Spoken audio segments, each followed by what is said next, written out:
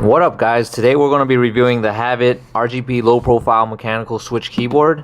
It's the RGB full size keyboard version. It's basically the big brother of the 10 keyless right here. So let's get started.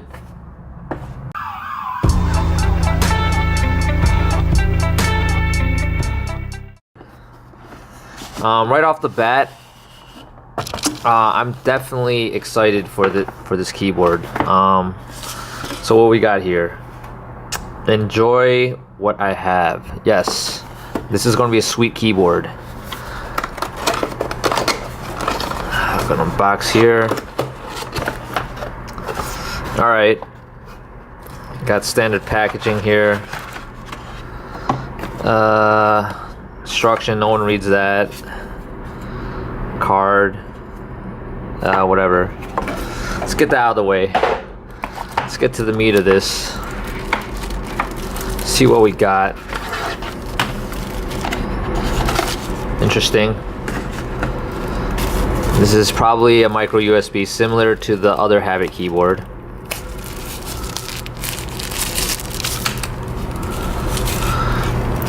Yeah, micro USB. Get that out of the way. And let's take a look at the keyboard.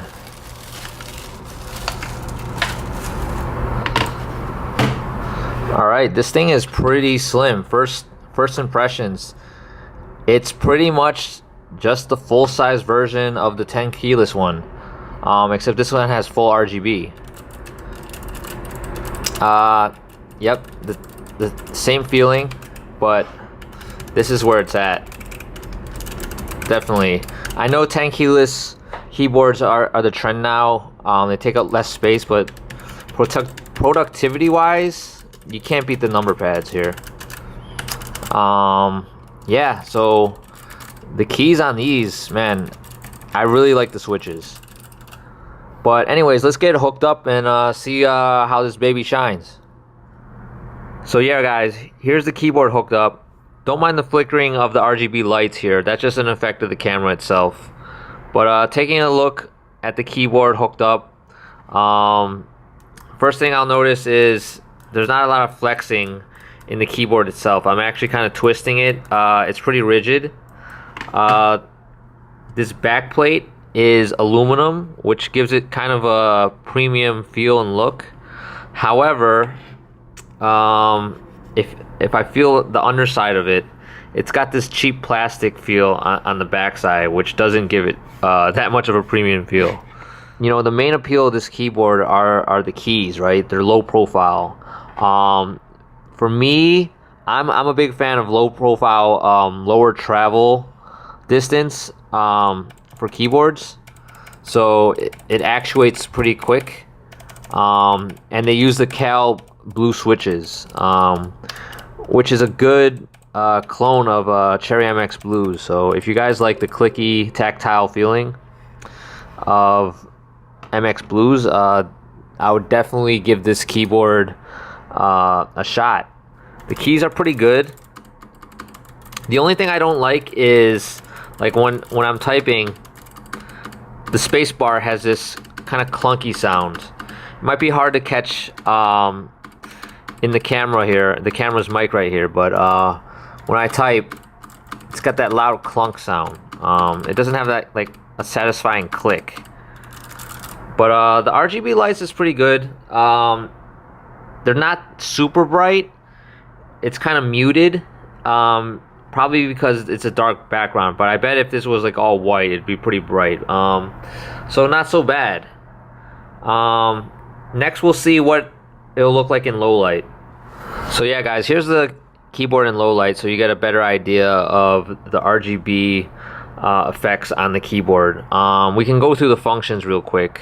If you press down function and F1, this is like a layout. I think it's a certain like gaming layout, maybe for RTS. Let's see, 2 WASD. Yeah, this looks like the FPS setting. F3, I don't know what this is. F4, it looks like another FPS setting.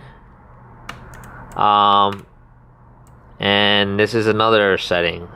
Depending, probably a MOBA or something. I play a lot of fighting games, so, and maybe some FPS games. But yeah, these modes are something I probably won't use. Maybe the FPS ones. This is pretty cool. But let's look at the lighting effects. So yeah, guys, this is the default wave mode of the keyboard. We can cycle through the different effects. Each of these effects can be fine-tuned. For instance, I can increase the wave frequency on this. If I hit function and page up, as you see, the wave is going faster, or I could slow it down. It's much slower. So we'll cycle through the different effects. We do a function F6. We get this kind of effect. Do another F6.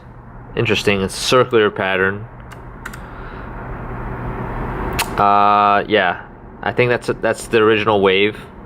The next one is. Oh, okay. This is pretty cool. I like the RGB effects. Let's go to the next effect. Oh, that's the snake one. This is a slow version. You can speed it up, as you can see. I'll let it finish. Oh, and it goes back. And I think it changes color. Yep, there we go. Let's try the next effect. Oh, so this is kind of like the raindrop one. Oh, okay. And this is the memory effect. And I guess you can toggle through all the different colors. On to the next effect. We got breathing. You can change the different colors. I'm pretty sure you can change the breathing rate. Yeah. So that goes a little bit faster. Yep, and that toggles the different colors. What's the next one? I think this is yeah, it looks just like solid colors. Yeah, you can cycle through all the different colors here.